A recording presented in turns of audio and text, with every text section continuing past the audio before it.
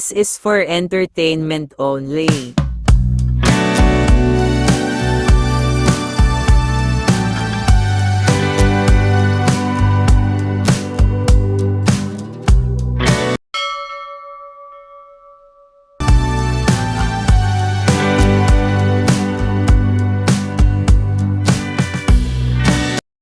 The past, the present, the future.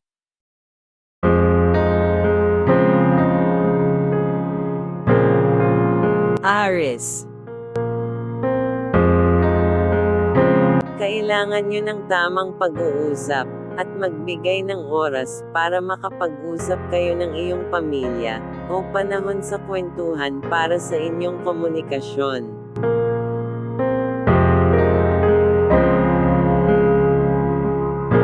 Isa sa iyong mga kaibigan o kahit ang iyong sariling karelasyon ang nangmamaliit sa iyong kakayanan, o minamaliit ka sa kung ano lang ang iyong kayang iambag sa buhay.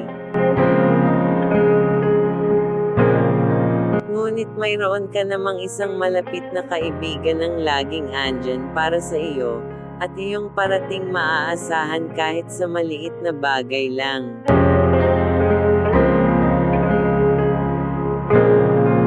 Humaharap ka sa araw-araw na problemang paulit-ulit lang nangyayari at hindi nyo masolusyonan, o mapag-usapan man lang dahil wala kayong pagkakaisa.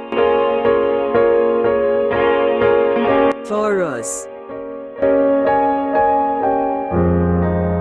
May isang taong lilisanin na ang mundo, maaaring mawawala na ito, o mayroon aalis na at mag-a-abroad. Maari din iiwanan ka na at sasama ito sa iba.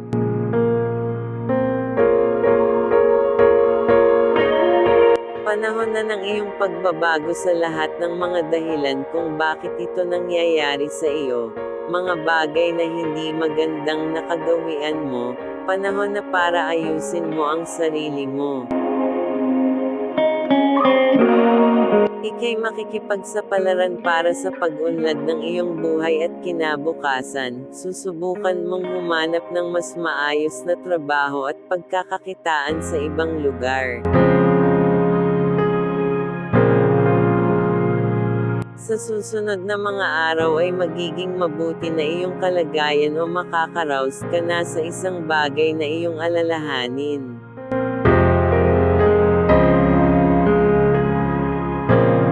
Gemini. Moving on. Ika'y magmamove on na at kakalimutan na lahat ng puot at hinanakit na iyong pinagdaraanan, magfo-focus ka na sa iyong kinabukasan.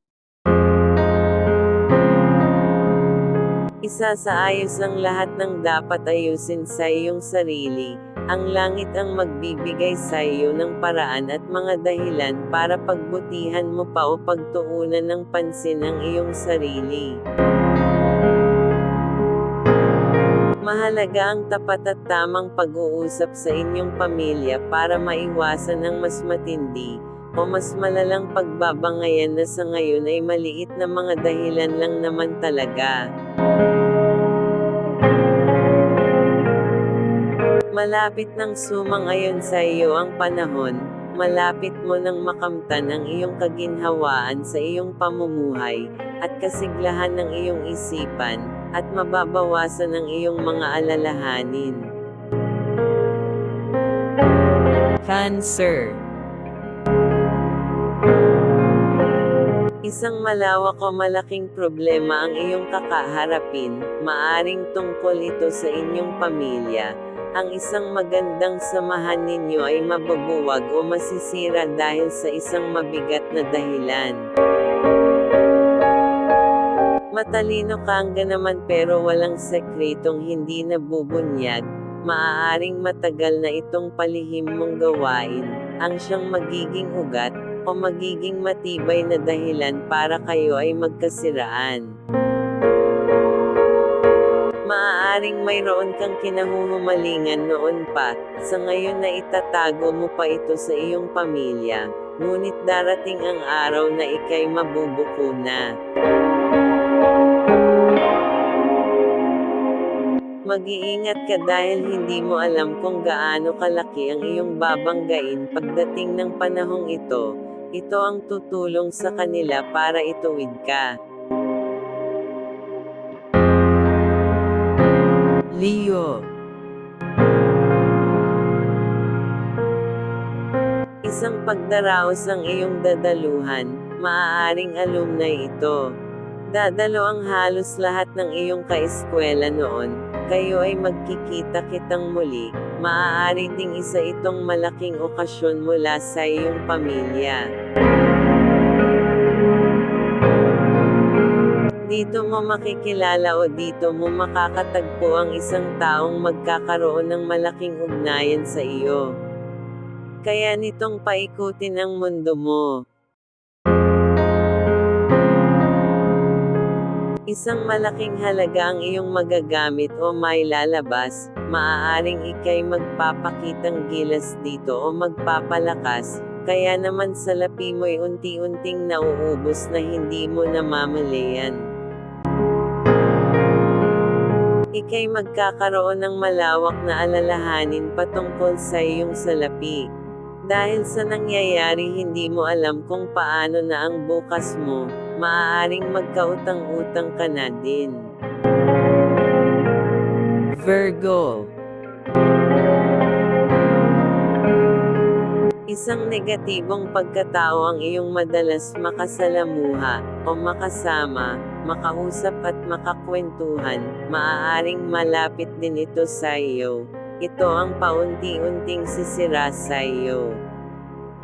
Isang nakakabiglang storya o balita ang iyong matatanggap mula sa isa mo ding kakilala o kaibigan. Ito'y kabaliktaran sa buong katotohanan. Maaaring yung taong pinagkakatiwalaan mo ang siyang nagkakalat ng maling balita sa iba, patungkol sa iyo. Isang malaking desisayo ng iyong gagampanan sa iyong buhay patungkol naman sa hinaharap mong sitwasyon, dahil sa taong lubos mong inaasahan. O binibigyang halaga ang matagal na palang sumisira ng tiwala mo. Maaaring iiwas ka na dito o hahayaan mo na lamang ito sa lahat ng paratang sa iyo na akala niya'y hindi mo alam ang lahat ng pinaggagawa nito. Libra. Isang mahalagang pagpapabatid o pagpapaalala sa iyo, ika'y magkakaroon ng mas malaking problema sa iyong pananalapi. Pag-ingatan mong huwag basta-basta magtitiwala sa iba at maging ang iyong kalusugan ay iyong ingatan. Maaaring may kinakaharap ka ngayong problema kaya nawawala na sa isip mo ang mas mahalagang bagay, o maaaring nagluluksa ka sa isang malalim na dahilan. Mag-iingat dahil kalusugan mo naman ang maaaring masira.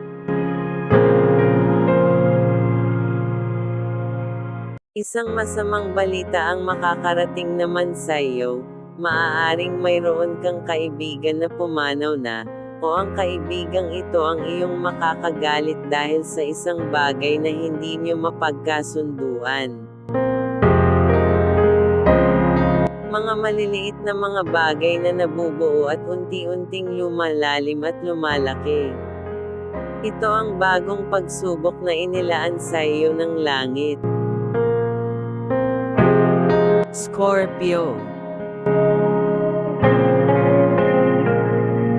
Isang masaganang pag-aani sa iyong buhay, maaaring nasa gitna ka ng kaayusan sa pamumuhay at iyong isipan, kontento ka na sa lahat ng bagay at ipinauubaya mo na lang sa langit ang susunod na magaganap.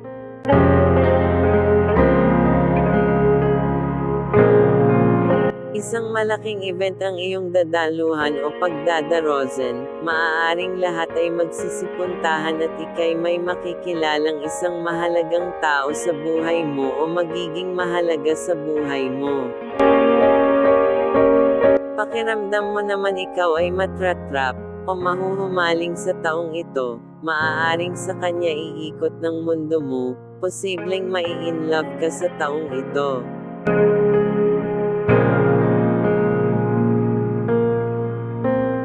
Maaari mo itong maging isang karelasyon sa mga susunod na araw, unti-unting sisibol ang isang pagmamahal na no'y kaibigan lang naman.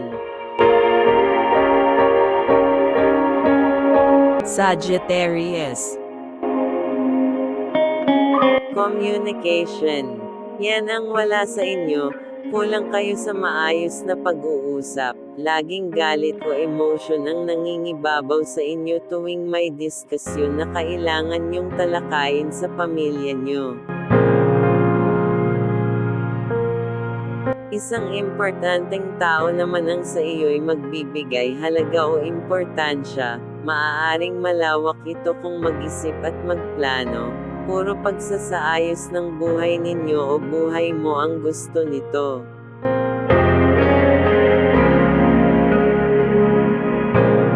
Maaaring nakaka-move on ka na sa dating sakit na pinaranas sa iyo ng mundo, nakaalalay sa iyo ngayon ng langit. Isa itong patnubay patungo sa mas maayos na kalalagyan mo. Makakamtan mo na rin sa wakas ang isang mas matiwasay o mas maayos na pamumuhay, kaginhawaan o kasaganahan ang unti-unting ipaparamdam sa iyo ng sangkatauhan. Capricorn.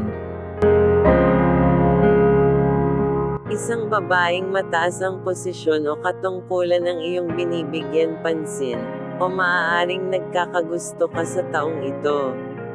Maaaring magaling ito sa larangan ng pamumuhay, madiskarte at nakakaluwag dahil sa kasipagan. Iibig ka sa taong ito, ayon sa sangkatauhan ang iyong mundo'y umuusbong sa paghanga at pagiging sunod-sunyirin sa taong ito. Maaaring malalim ang iyong pagtingin o pagmamahal dito. Humihiling na din ito sa iyo ng higit pa, para kayo ay maging buo na o matawag ng isang kampletong pamilya. Maaaring gusto na nito ng kasal o magkaanak kayo. Ito ang magpapatakbo o magpapabilog ng mundo mo, dahil sa pagmamahal mo'y, maaaring tataas palalo ang respeto mo dito at ika'y susunod sa mga nais nito.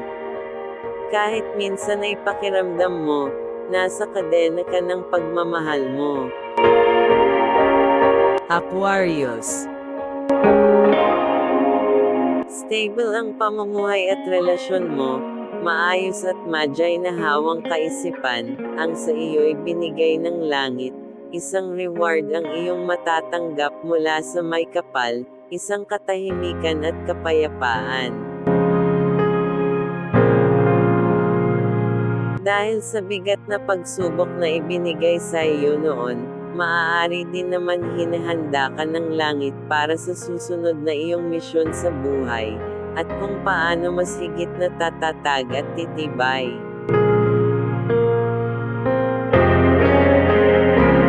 Maaaring tinulungan ka ng langit na kalimutan ang masakit at puot na alaala mula sa iyong nakaraan na karanasan. Patuloy lamang ang iyong pagbisita sa kanyang tahanan para sa kanyang gabay. Isang kilala at kapuri-poring pagkatao ang magbibigay sa iyo ng isang karanasan ng mas malawak na kaisipan na ang lahat ng bagay ay panandalian lamang. Pisces. Bagong panimula ang iyong tatalakayin, bagong pagsasangguni mula sa langit, isang bagay na kailangan mong isaayos at pagtuunan ng pansin.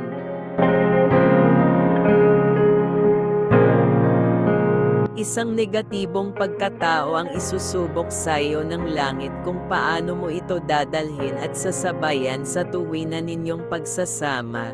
Maaaring nagbibigay ito sa'yo ng sakit ng ulo o wala itong respeto sa'yo. Ang taong ito ang susubok ng pasensya mo, sa kanya mo malalaman kung hanggang saan lang aabot ang pagiging mapag-unawa mo. Ang langit ang magbibigay sa iyo ng katapatan kung paano magkipagkapwa-tao.